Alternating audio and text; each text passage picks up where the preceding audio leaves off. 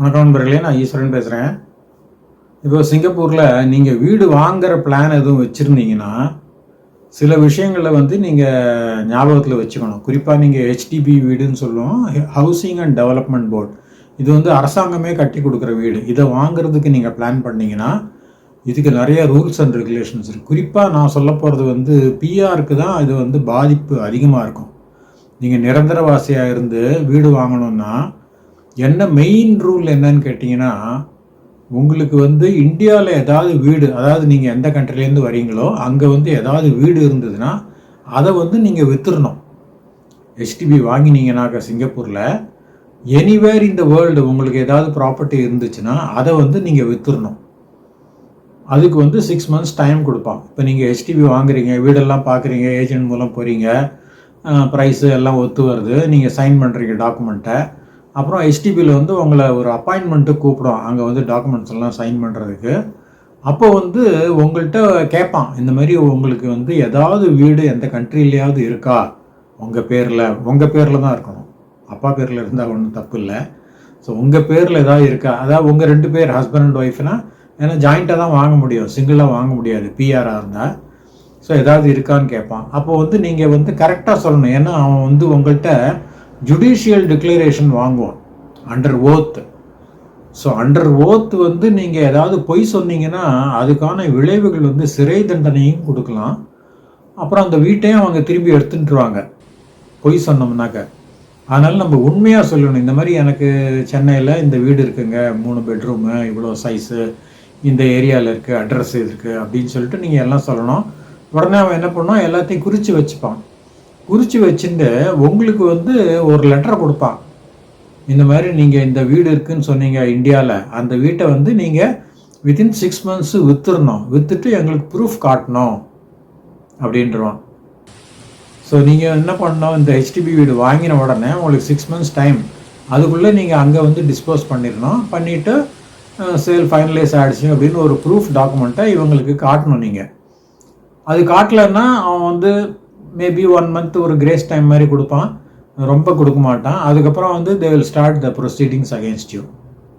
So இப்போ பொய்யா சொல்லியிருந்தா நம்ம பார்த்தோம், இது வந்து ஏன்னா அண்டர் ஜுடிஷியல் ஓத் வந்து நம்ம பொய் சொல்லக்கூடாது. அதனால் வந்து அவங்க ஜெயிலையும் போடலாம், அந்த வீட்டையும் வந்து அவங்க கான்ஃபிஸ்கேட் பண்ணிடலாம். மேபி அட் அ நாமினல் வேல்யூவில் வந்து அவங்க கான்ஃபிஸ்கேட் பண்ணிடலாம். சம்டைம்ஸ் நீங்கள் வாங்குறீங்களே ஒரு ஏஜென்ட் மூலம் தான் வாங்குவீங்க அநேகமாக. அவர் என்ன பண்ணுவார், உங்களுக்கு அட்வைஸ் பண்ணுவார், நீங்கள் வந்து இல்லைன்னு சொல்லிடுங்க. அவன் வந்து வீடு இருக்கான்னு கேட்பான், நீ வந்து இல்லைன்னு சும்மா கையெழுத்து போட்டுருங்க அந்த ஃபார்மில், இல்லைன்னு சொல்லிட்டு போட்டுருங்க அப்படிம்பாங்க. ஸோ அது வந்து அந்த ஏஜென்ட்டுக்கு எந்த பிரச்சனையும் வராது. இப்போ கண்டுபிடிச்சி உங்களுக்கு வீடு இருக்குது ஆனால் நீங்கள் இல்லைன்னு பொய் சொல்லியிருக்கீங்க கண்டுபிடிச்சிட்டான்னா உங்களுக்கு தான் வந்து அது பிரச்சனை வரும். நீங்கள் சொல்ல முடியாது, ஏஜென்ட் தான் சொன்னார் கையெழுத்து இல்லைன்னு சொல்லி கையெழுத்து போட சொன்னார்னு சொன்னால் ஒத்துக்க மாட்டான். ஏன்னா ஏஜென்ட் இஸ் நாட் இன்வால்வ்டு, உங்களுடைய பொறுப்பு தான் அது. அதனால இதுலேயும் வந்து நம்ம ஜாக்கிரதையாக இருக்கணும். இந்த ரூல் வந்து ரொம்ப வருஷம் 10 வருஷத்துக்கு மேலேயே இருக்குது இந்த ரூலு. அப்போல்லாம் பார்த்தீங்கன்னா எல்லாருமே வாங்குறவங்க எல்லாரும் நோன்னு தான் போட்டுருவாங்க. ஏன்னா அவங்களும் ஹெச்டிபி ஆஃபீஸரும் ஒரு ஜஸ்ட் லைக் தட் ஒரு ரொட்டீனாக எடுத்துகிட்டு வர இதை, இந்த ஃபார்மில் கையெழுத்து போடுங்க, ஃபில்அப் பண்ணி கையெழுத்து போடுங்க. அதில் நீங்கள் படிப்பீங்க, do you have any house in India ஏதாவதுன்னு கேட்கும், நீங்கள் நோன்னு போட்டுருவீங்க, அவரும் வாங்கி ஃபைல் பண்ணிவிடுவார். ஆனால் இப்போ வந்து என்ன ஆகுதுன்னு கேட்டிங்கன்னா, இப்போ இந்தியாவில் கூட பார்த்திங்கன்னா நிறைய டிஜிட்டலைசேஷன் ஆகிடுச்சு, எல்லாமே வந்து டிஜிட்டல் ரெக்கார்ட்ஸ் வச்சுருக்காங்க. ஸோ இவங்க என்ன பண்ணுறாங்க, இப்போது அங்கே மெசேஜ் அனுப்புகிறாங்க, உங்களுடைய பாஸ்போர்ட், உங்கள் நேமு, பாஸ்போர்ட் நம்பர், இந்த டீட்டெயில்ஸ் எல்லாம் கொடுத்து இன்னாருக்கு ஏதாவது ப்ராப்பர்ட்டி இருக்கா அப்படின்னு சொல்லிட்டு அங்கே கேட்டு அனுப்புகிறாங்க. அங்கேருந்து ரிப்ளை வரும், எங்கே ஆல் ஓவர் இந்தியா எங்கே ப்ராப்பர்ட்டி இருந்தாலும் அதில் ரெக்கார்டில் இருக்கும். அவங்க சொல்லிவிடுவாங்க, பாம்பேயில் இருக்குது, டெல்லியில் இருக்குது, சென்னையில் இருக்குது அப்படின்னு சொல்லிவிடுவாங்க. ஸோ இப்போ நீங்கள் வந்து இல்லைன்னு போட்டிருந்தீங்கன்னா அவங்களுக்கு வந்து உங்களுக்கு ப்ராப்பர்ட்டி இருக்குதுன்னு வந்துச்சுன்னா அவங்களுக்கு பிரச்சனை தான். அதனால் கொஞ்சம் ஜாக்கிரதையாக இருக்கணும். முன்னெல்லாம் வந்து அவங்க செக்கும் பண்ண மாட்டாங்க. அப்போது வந்து ஏதாவது நீங்கள் அரியலூர் இல்லை பூதலூர் அந்த மாதிரி ஏதாவது ஒரு சின்ன ஊரில் வாங்கினீங்கன்னா அதுக்கு வந்து டிஜிட்டல் ரெக்கார்டெலாம் கிடையாது, பேப்பர் ரெக்கார்டு தான். அதனால் இவங்க லெட்டர் எழுதி போட்டு அவங்க அதெல்லாம் பண்ணவே மாட்டாங்க. ஆனால் இப்போ கொஞ்சம் எல்லாமே ஆன்லைனில் இருக்கிறதுனால கொஞ்சம் உஷாராக இருக்கிறது நல்லது.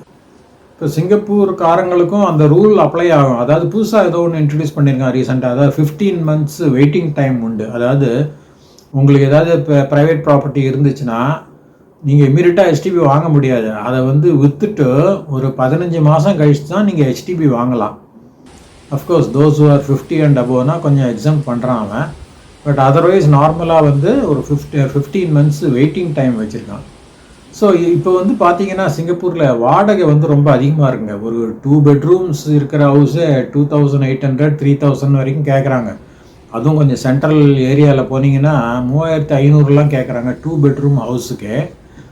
ஸோ இப்போ 3 bedroom ஹவுஸ் அதெல்லாம் பார்த்தீங்கன்னா 4000 4500 போயிடும் ஹெச்டிபியே.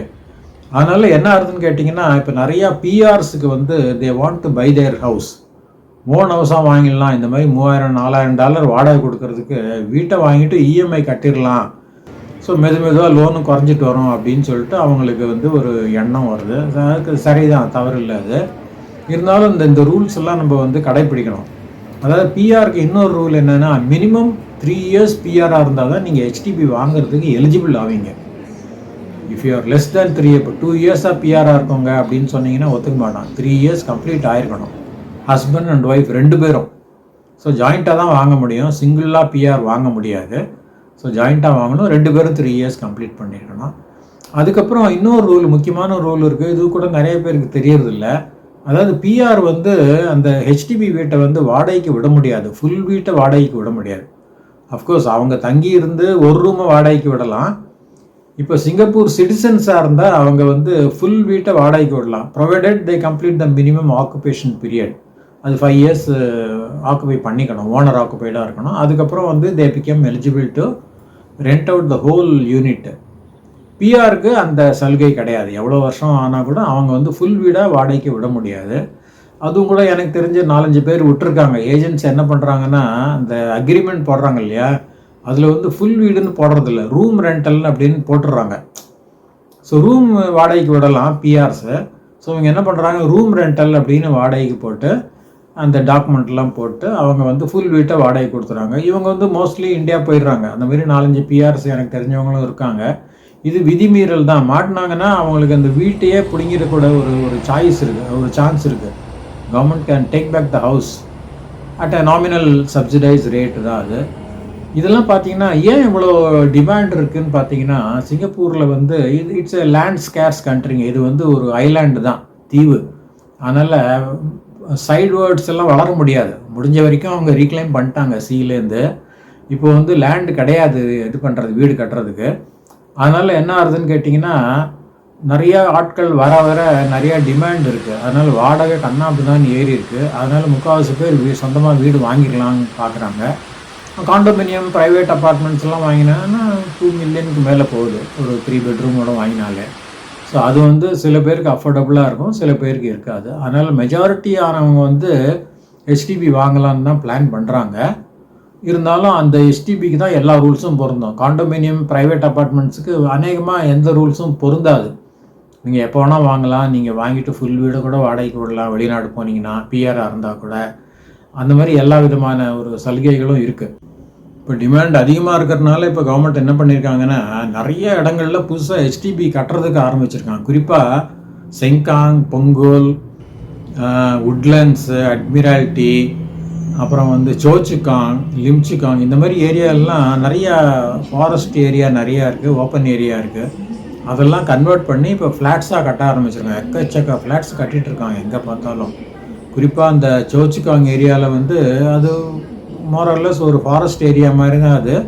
அந்த லேண்ட்லாம் ரீக்ளைம் பண்ணி கட்ட ஆரம்பிச்சிருக்காங்க. இப்போ வந்து சிங்கப்பூரில் இந்த குதிரை பந்தயம் இருந்தது, ஹார்ஸ் ரேஸ், அதை வந்து எண்டு பண்ணுறாங்க. இன்னும் 2027 இன்னும் முடியுது அது. அப்போது வந்து ஹியூஜ் லேண்ட் கிடைக்கும். ஏன்னா குதிரை ஓடுறதுனா ஹார்ஸ் ரேசிங்க்கு எவ்வளோ பெரிய லேண்ட் வேணும். அதனால் அந்த லேண்டெல்லாம் கிடைக்கும். அதுலேயும் வந்து ஹெச்டிபி வீடுகள் கட்டுவாங்கன்னு தான் நம்ம எதிர்பார்க்குறோம். ஸோ இதுலேருந்து நம்ம என்ன தெரிஞ்சுக்கலான்னு கேட்டிங்கன்னா, பாப்புலேஷன் வந்து ஏறப்போகுது. நிறைய ஃபாரினர்ஸை கொண்டாட போகிறாங்க. அதனால் பாப்புலேஷன் வந்து it will shoot up to probably 8 million கூட தாண்டலான்னு தான் தோணுது நமக்கு. ஸோ அது ஒன்றும் கன்ஃபார்ம்டு நியூஸ் இல்லை. But based on these happenings வந்து நமக்கு அந்த மாதிரி ஒரு எண்ணம் வருது. அதுதான்.